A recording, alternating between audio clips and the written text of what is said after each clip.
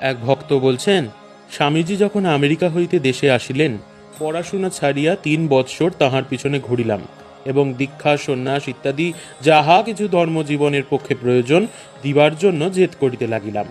অবশেষে স্বামীজি সম্মত হইলেন। 3-4 জনকে দীক্ষা দিবার উদ্দেশ্যে মঠে ঠাকুর ঘরে যাইয়া ধ্যানস্থ হইলেন। একে একে অন্য সকলের দীক্ষা হইয়া গেল। শেষে আমাকে ডাকিয়া বলিলেন, ঠাকুর বললেন আমি তোর গুরু নই। ঠাকুর দেখিয়ে দিলেন, যিনি তোকে দীক্ষা দেবেন তিনি আমার চেয়েও বড়। তোর হতাশ হবার কারণ নেই, সময় সব হবে। একথা শুনিয়া মর্মাহত হইলাম। ভাবিলাম, স্বামীজি হইতে আবার বড় কে? ইহার কিছুকাল পরে রাত্রে স্বপ্ন দেখি, আমি ঠাকুরের কোলে বসিয়া আছি। এক উজ্জ্বল দেবী মূর্তি সম্মুখে আসিয়া বলিলেন, একটি মন্ত্র নাও।